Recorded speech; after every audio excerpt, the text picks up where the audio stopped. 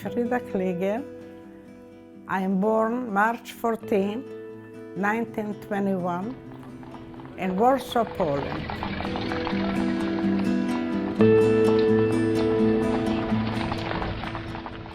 My father's name, Mordechai Lorberbau. My mother's name, Hannah Mandelkerl, before she got married to my father.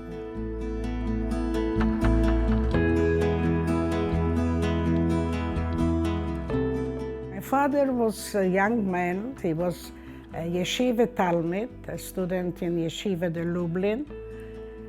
So he knew a lot of Hasidic life, but not business.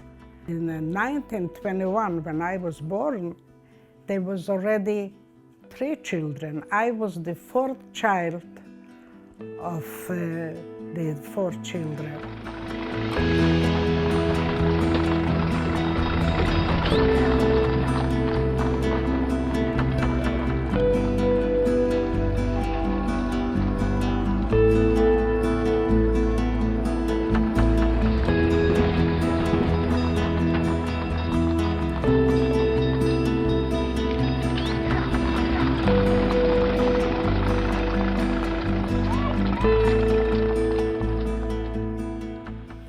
At home was 100% kosher.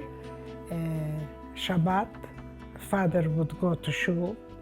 Pesach was a big revolution. Oh, I loved the Pesach dishes. They were the most beautiful kosiyot, cups for wine. Every child has a different cup. And I had the gorgeous cup. I wish I had it today. It was small, maybe 1 schluck of wine, but also with a little ear. And it had a beautiful design from a children's story. And we enjoyed.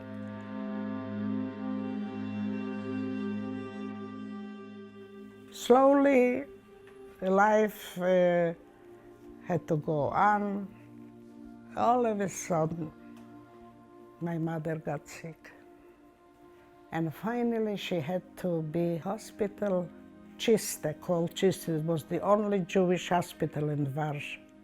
And it didn't take very long, and my mother passed away. This was the first tragedy what I remember in my life. The cries and the screamings and the yammering.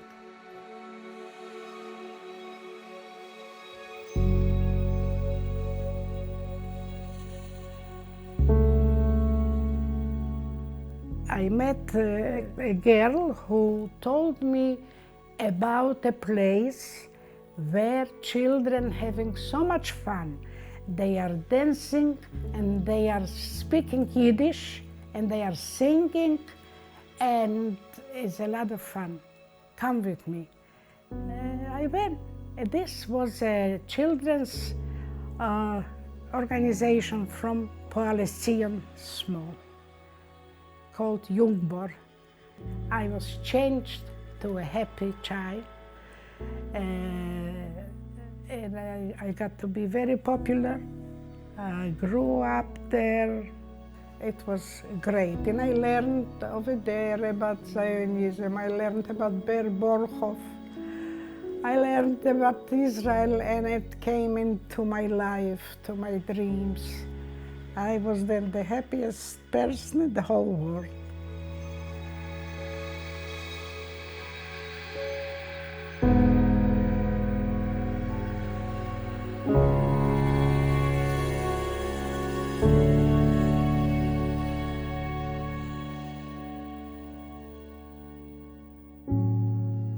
We didn't have a radio, not only we, but most of the people didn't have a radio, didn't have a telephone. But my father would be in a place, in a certain cafeteria, where they were open until the 12 o'clock news. He didn't come home before 12 until he wouldn't hear the latest news. And besides, on Friday night, he was after the meal, he would sit and have 3 newspapers, Hebrew, Yiddish, and also the Polish Jewish paper, Nasz Przegląd. And one day, we sit at the table, and he said, listen what I'm going to tell you. These are the latest news. A war is going to be here. A war is going to be in whole Europe. And it didn't take too long. A Friday, September 1st, we hear airplanes.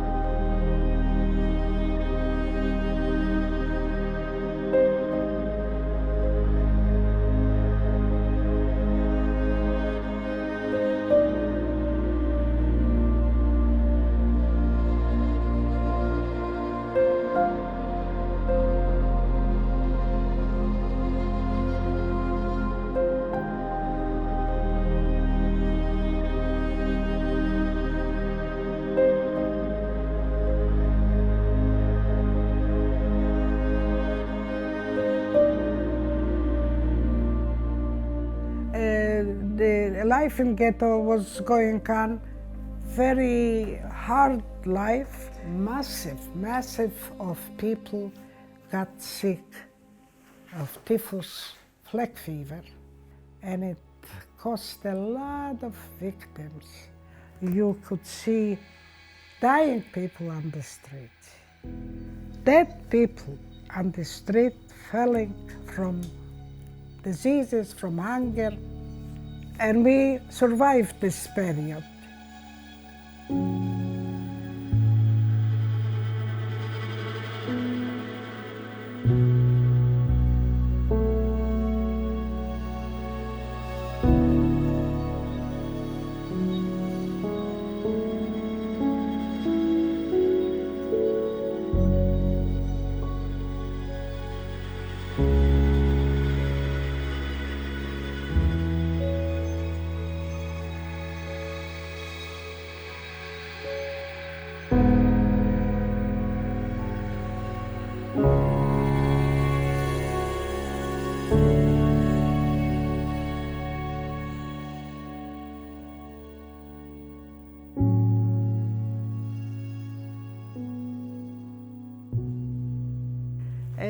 We found an empty house where people was already taken away in 42. So thousands of people didn't come back to their apartment. They were empty apartments. And at the same time, in this building was a family by the name, I have to talk about them a while, Bander. And Eliezer and Luba Bander had a son, Henek. And I was in love with Henek since 16, and he loved me and I loved him. And he was wonderful. One day, it was already the 1943. On the front of the door of this building was already an announcement. The time came that we have to leave this building. Nobody is allowed to stay in this building. The problem, the big problem was for us, the two young people who are in love. And we have to depart. We were on second floor and they lived on the other side. The mother came up and she came in up to me, telling me that Henek is crying. He is crying. He wants you to come with us. I said, Mrs. Bander, I tell him, please, that I love him. And if he will survive, we will meet and we will continue being love. But I can't leave my family. My father, my sister Guta with Lutek, her husband was already killed. She came again 3 times to make short. We came together, the 2 families. Where did we go? We didn't know where to go. But we're going together, and this was the minute of happiness of the 2 of us. They had a small factory, and just before the war broke out, they brought a new automatic machine, and Henek took me to the place to show me. This was the first time to see automatic. He showed me, he took a plain piece of steel, I don't know what is the iron or something else, and he put into the machine, and it came out a ring. I said, how does it happen? It was like miracles. And what we talked about it, if we will survive this war, we will go to Palestine, and I will take 2 machines like this to Palestine.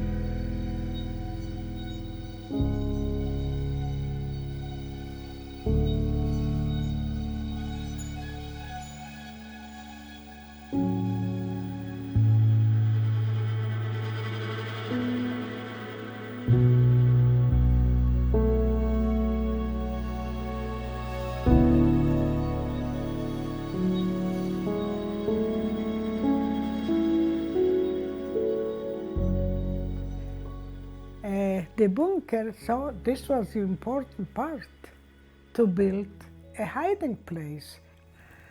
So there was enough place for about 30 people. A couple days later, I told Henek, maybe we should get married. We are together with all the family. So he said, go find a rabbi. If you will find a rabbi, it's no problem. I was a 22-year-old girl, and I went down the street in Kupiecka Street. There were some people selling little something. So I asked them, maybe you know where I could find a rabbi. One person said, you know, if you will go downstairs here and walk, over there is a rabbi. I went. What did I find? A group, a man and a woman, and about 4 or 5 children. And I went over close to him. So he asked me in Yiddish, by Yiddish, what do you want, child? He asked me, what do you want, child, now? So I told them the story, that we love each other and we are already in one apartment with the families and otherwise. So we decide to get married. So he said to me, now, in this condition, So we live in this condition, I told him, Father Rav. So he said, you know what, go and bring the Bucher, the young man. And this was only 2 days before the uprising started. Never happened. And I have him until today in my heart.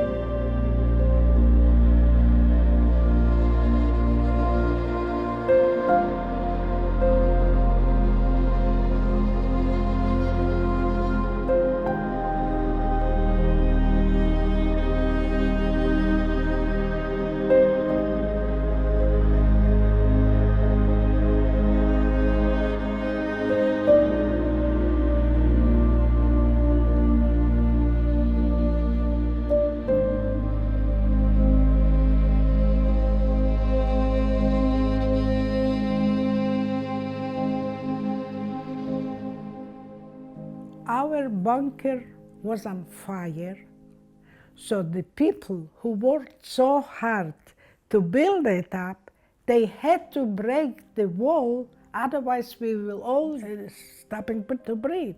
So they break the wall with their same hands what they built, and we are outside. Everybody is outside. Could you imagine?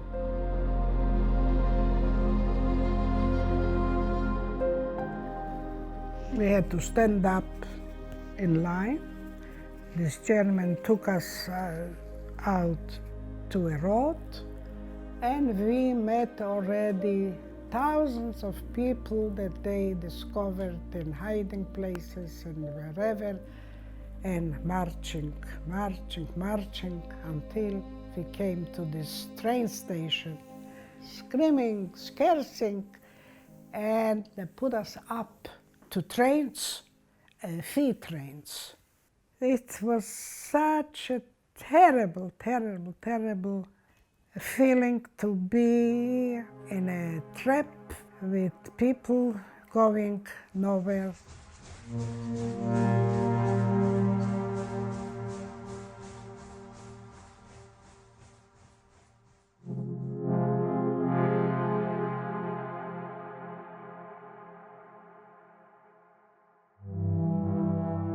Finally was a big stoppage, screamings and dogs, and we hold on to each other.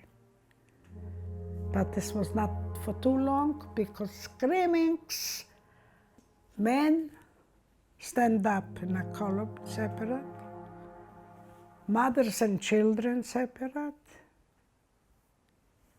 and women separate. So now the separation started. I was again in a situation that I was running from one column to the other. I was running back to Henek. I was running and hugging my sister in Lutek, and see how Henek makes me signs, that I should smile. Me and the other sister, Sabina, were together, thank God, until then. And we are coming into the field, into the place where a few barracks are waiting for us already. This was barrack 18, number 18. And me and my sister, we didn't divide each one separate, but the two of us together in this narrow place. A few days you hear screaming, arbeiten, to go stand up, to go to work. And we came back and we found there was a little barracks where they put the children and the mothers with the children. So I was very happy to hear the rush, the noise of the children. That means that here is my sister and Lutek, and a big truck is standing already in front of this building, and she walks out with Lutek, and Lutek said to me, he told me, asked me, Auntie, so I will never see you again? I wanted to die together with her, but God didn't want it.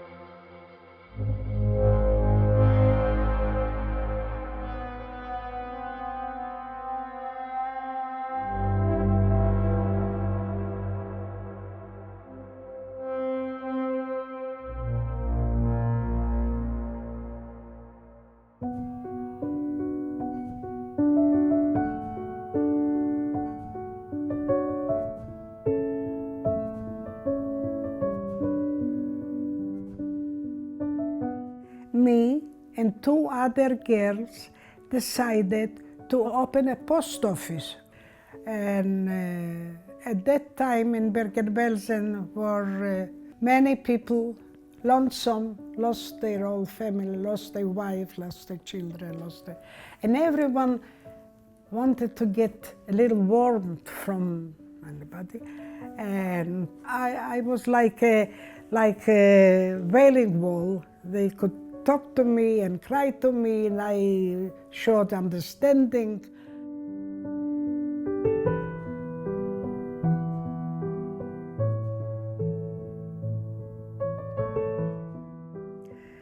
So one afternoon, a Roma came in. He was handsome, very handsome. He wasn't bashful. He didn't take too long. And he right away told me openly so that he would like to marry me. So I saw his eyes, beautiful eyes, but very sad. And inside me, I decided to bring life to his eyes. This was very important to me, and I did.